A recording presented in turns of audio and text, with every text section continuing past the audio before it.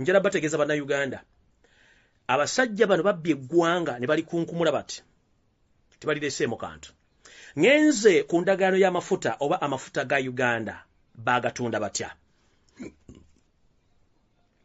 terwali olwo parliament nga bagitegeeza nti tufunye amafuta era gagenda kusimwa mu Uganda endagaano zikolebwa kampuni ziwabira Uganda ne zigenda ku ludda wa sente z'omumusolo ne zonooneka naye mu ndagaano ezasembayo okukolebwa parliament bagifera ne bannayuganda babafera Yosero tabayisula mutabani wa Karekyezi enzizi za Uganda ezisangibwa mu Bunyoro zonna yazitunda era nga zino zonna yazitunda naziwa company bayita ENI Italian International Oil and Gas Company nchiddam enzizi z'amafuta zonna eza Uganda ezisangibwa mu kitundu ky'e Bunyoro Yosero tabayisirwa yaziguza company eyitibwa ENI eno no nga ya company yabayitale etunda gas ne oil mu ndagaano zino ze baguzaamu company eno deal zino eza gas ne oil eza Italy ze baziguza company eno zali nga lize eno ya myaka 25 amafuta gaffe bagatunda emyaka 25 nga baguza company eyitibwa ENI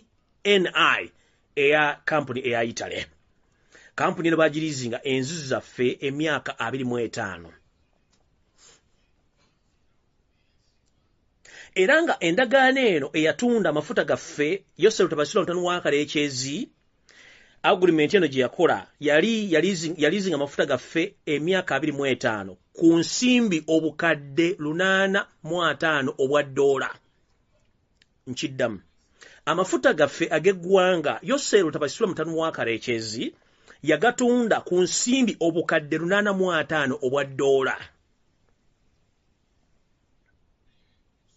eranga yagalizinga emyaka 25 kampuni eno jembagambye yeyina obuyinza ku mafuta gano era yeyina obuyinza okuwaako subcontracts ku kampuni endala zonna ezibazaagala okusima oba okukola emirimu egy'enjawulo mu oil fields zonna eziri mu ggwanga erya Uganda kubanga yafuna rights zonna okuva omumpembe Yosero tabayisirwa mutabani wa Karekyezi okutunda amafuta gaffe obukadde 850 obwa dola ngenze maaso okujjako nga emyaka 25 giweddeko kampuni eno ensimi y'amafuta ne gas yerina obuyinza ku mafuta ga Uganda kuba Museveni yajiwa bo bonna obuyinza ne family ye nga bagibawadde no rights okuba nti batwala amafuta gano no gas mu myaka 25 kati kampuni eno yeyina obuyinza okuwako kampuni endala zonna rights ez'okusima oba okukola emirimu gyonna egyefaanaanyiriza n'okusima amafuta mu kitundu ekya Bunyoro ewali enzizi ezo kati nno njala babuulira baani abaganyuddwa mu mafuta gano era sente z'amafuta gano baaziganyulwamu batya era baani abaazifuna wano we tugambira nti ba beneficiaries abafuna ku mafuta gano mu Uganda mu ndagaano gye baakola era yasayiningibwa abantu bano wammanga yasayiningibwa omwami omumpembe Sam Kahamba Kuteesa Yoseri Tibahabulwa Rutabayisirwa mutabani wa Karekyezi Janet Kembabazi oba gomanyinga Janet Kataha Museveni be bantu basatu abasayininga endagaano zino ezitunda amafuta ga Uganda endagaano zino ez'okutunda amafuta ga Uganda zavaamu oba bazitunda obukadde 850 obw'ensimbi ez'Omumerika nga zino zonna parliament ena kyemanyiiko olw'ensonga parliament bagireetera endagaano ez'ekicupuli ne bazidisikasinga nako nga oluvannyuma lw'omukyala Rebecca alitwala Kadaga okufuna ekyoja mu miro ne minisita wa energy okufuna ekyoja mu miro ne basirika ne baleetera parliament ebicupuli by'endagaano ne basayininga era ne bakkiriza amafuta ga Uganda okugenda kumbe Yosero Tabasula mutano wa Karekyezi ye ne banne bana abasatu basayininga amafuta gano ogatunda nga tebalina gubabuuzizaako ne tubuuza parliament Uganda mwagitunda omukyala Rebecca Kadaga wandibadde odda mu kisenge kino weekuba mu mutima emyaka gikuubidde akawero naye ejjukira abaana b'Abaganda bo abaana bannayuganda n'abaana abasoga ne bannayuganda bonna biki bye mubasimira mu nsi muno twandibadde tulina abaana baffe babonaabona mu nsi z'amagulu meeru twandibadde buli munnayuganda yeeyagala Uganda already eyina advanced advantage mu environment na buli kimu ne human resource twetaaga bwetaazi capital mu nsimbi zino ze mwatondeza ekifulanenga amafuta gano size zirina okutundibwamu amafuta ensi kati mugifudde nga ababbi b'okuwulya mu street waba ku nassa ababba essimu ey'obukadde 7 oba gye tuyita 11 Pro Max kati eriko ng'ogiguza obukadde 7 ovuddeyo e Bulaaya oba ogiguze mu Kampala omubbi n'agikubirawo ku nassa oba ku Wilson n'agitwala ku Namirembe Road n'agitunda emitwalo 5 egya Uganda naye nga tamanyi nti essimu gyabbye yabukadde 7 lwaki Uganda mugifudde ekinaabiro buli omu mwava najja n'anaabira n'agenda ngate Uganda erina generation ekyasinza obuto mu nsi yonna generation ente erina mirimu ensimbi ezandibadde ziva mu byobugagga Katonda bye yaziwa bye byandibadde biyamba abaana bano ng'emisolo okuzijja kye tuyita tax returns n'okuba nti bafuna ku bintu ebyobugagga Katonda bye yatugonomerako mu nsi yaffe eno kati niwembuuza Uganda yafuuka y'ababbi yafuuka yabafeera batayagaliza gw'okuddira enzizi z'amafuta g'otamanyi genkana buki bungi ki mu ttaka n'ogalizinga emyaka 23 kyokka nga buli nnaku basima barrels and barrels of crude oil ng'afuluma eggwanga mbawadde ekyokulabirako Yosero Tabaisula mutanu wa Kareches ye muntu ne gavumenti ye ababbi mbawadde ekizampo oguze essimu yo iPhone 11 Pro Max right now ng'egula obukadde 7 bwa Uganda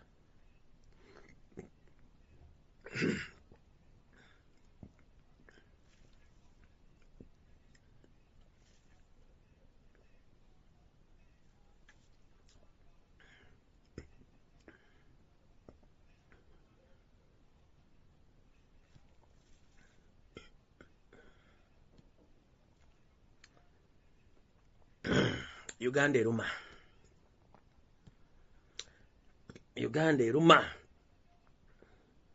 okusinziira ku kyemmanyi Uganda eruma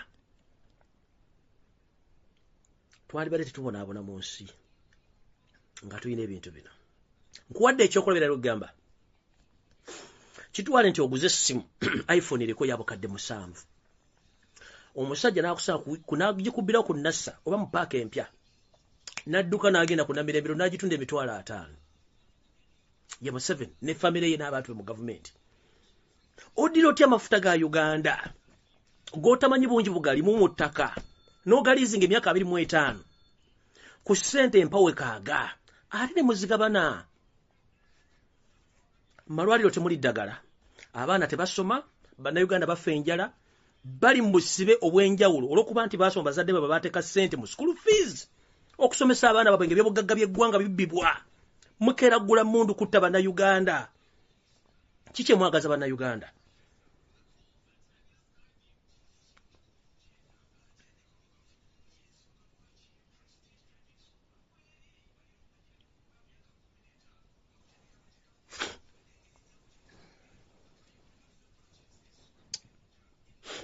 abantu basatu gwe Yosero Tabaisula mutanu wa Kareches Samu Kutesa Kahamba Janet Kataha Museveni population tuli abantu obukadde 5 ne bantu basatu family zammwe zibonyabonyezza eggwanga lino temmanyi bungi bw'amafuta buli mu ttaka ne mulizinga amafuta g'eggwanga for 25 years ku bukadde 85 bwa $, ne mbugabana ngenze maaso sente zino nno zaagabanyizibwa mu bitundu bino wammanga njabage mukwate kala muwandiike aba beneficiaries abafuna ku sente zino mbagambe Rebecca Kadaga alitwala ne minister wa energy be baagabana ku sente neza baziba mu basa nga tebali kweno category jengendo basomera abantu abafuna sente zino ngenze maaso omumpembe Yosero Tabaisula mutanu wa Kareches yafuna ebitundu 5 yafuna 50% shares ku sente zino buli obukadde 85 Yosero Tabaisula yafunako ebitundu 5 ku buli 100 Yosero Tabaisula mutanu wa Kareches yafuna obukadde 425 obwa $, in cash obukadde 425 obwa $, in cash ogwe mugabo gwe yafuna Janet Kembabaz yafuna ebitundu 10 ku sente zino nga shareholder bwe bukadde 85 obwa $, nabufuna mu cash nkiddamu Yosero Tabaisula mutanu wa Kareches ng'omubbi omukulu yafuna ebitundu 5 ku buli 100 ku sente zino kitegeeza ebitundu 5 yafuna obukadde 425 obwa $, mu cash mukyala we amusula mu magulu gy'obeera nti tebaali awukana. Omukyala Janet Kembabazi yafuna ebitundu 10 ku buli 100 ku ssente zino. Kitegeeza yafuna obukadde 85 obwa dola n'abufuna n'agyawukana nabwe.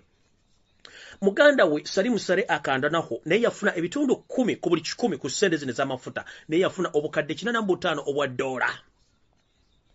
Ne tugenda ku Saamu Kuteesa yafuna ebitundu 10 ku buli 100 ku ssente zino naye yafuna obukadde 85 obwa dola. Oyo Saamu Kuteesa yafuna ebitundu 10 naye. Muhoozi Kanyerugaba omutabani gwe bayita wa first family naye ng'ate omwana wa matanka era nga history bw'asoma yafuna 5% ku ssente zino. Kitegeeza Muhoozi yafuna obukadde 42 n'obutundutundu 5 obwa dola. That is 42.5 million US dollars in cash. Nchidam. Muhoozi Kanyerugaba, he received 5% share on the Ugandan oil in cash of 42.5 million US dollars in cash. I continue. Odrek Rwabogo and Patient Museveni, they received 5% share on Ugandan oil. That means also they received 42.5 million US dollars as share on Ugandan oil. We continue. Even Natasha received 5% and his husband, that is 42.5 million US dollars as share on Ugandan oil. There is no anywhere in this document where they state that Uganda as a country has any kind of share on this oil.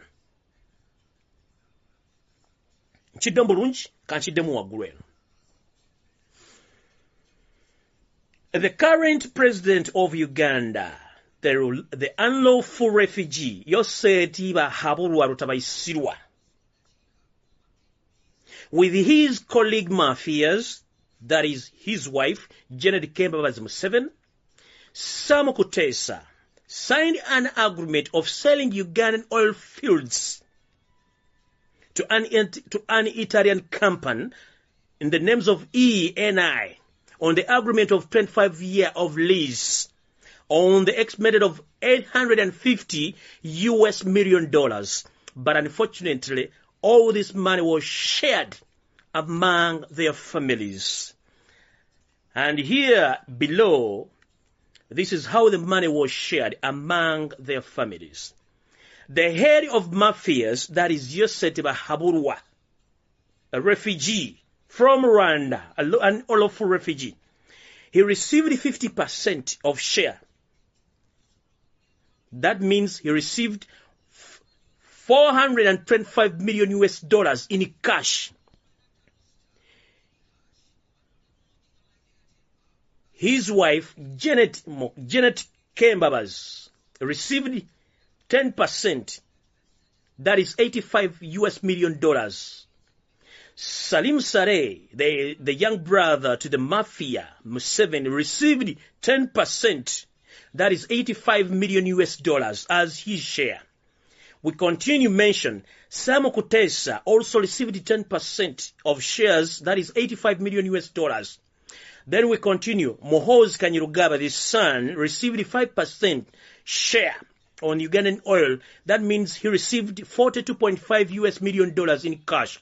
We continue. Odrek Rwabogo and Patience Rwabogo received 5% share. That is 42.5 US million dollars in cash. Natasha and her husband, they received 5%. That is 42.5 US million dollars in cash.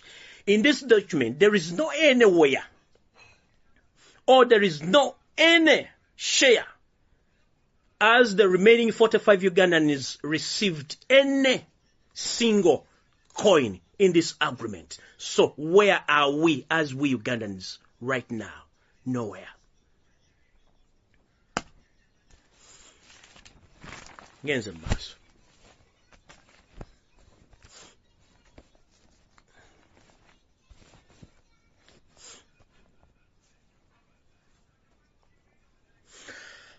abantu bano bwe bamala okufuna ssente zino bazibasasula batya?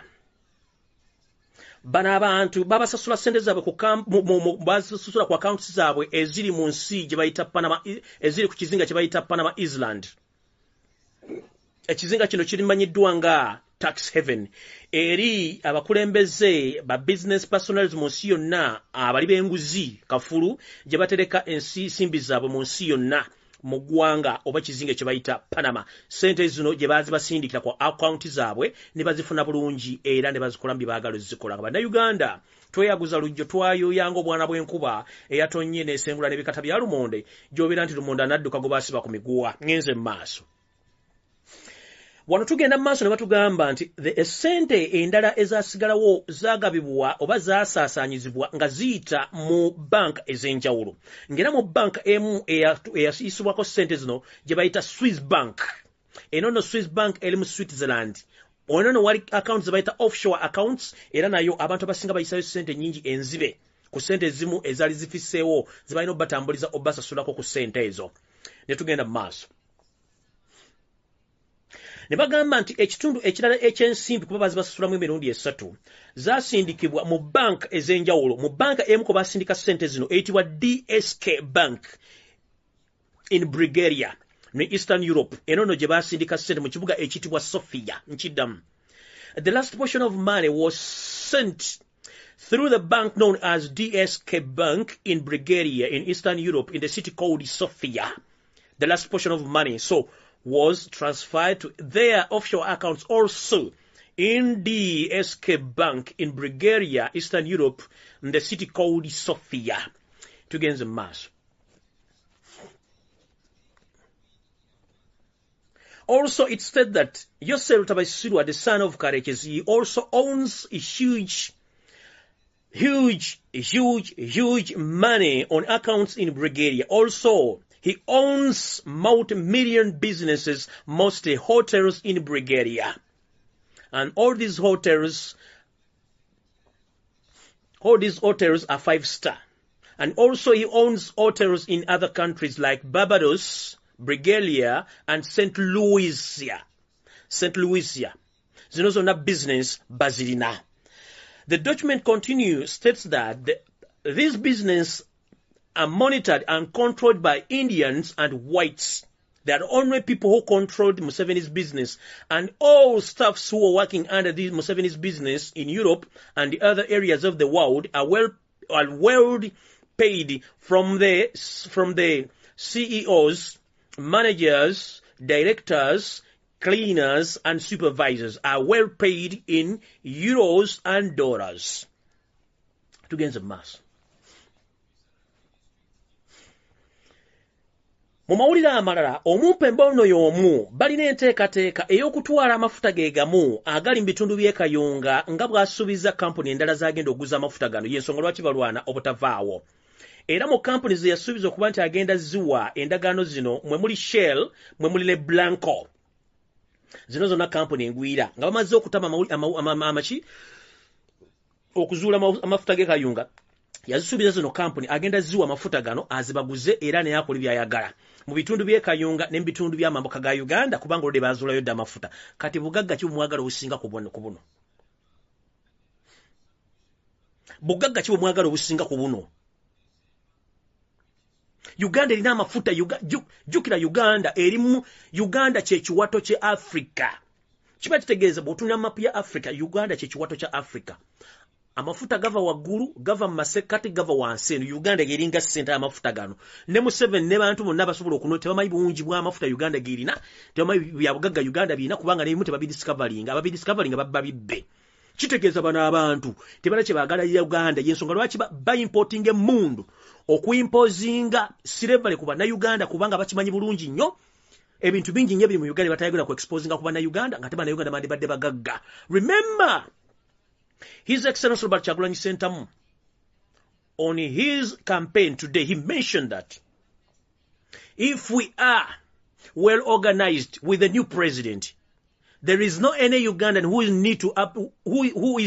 there is no any Ugandan again who is going to ask for a certain visa to go in another country to work there, because he stated all the natural resources we have are enough to take care of all Ugandans. The 45 million plus. But unfortunately, because we are led by the mafias, they are destroying each and everything so that we Ugandans will remain as slaves in our own country. And they are going to use our natural resources to turn violence against we, the Ugandans. And we are paying this heavily.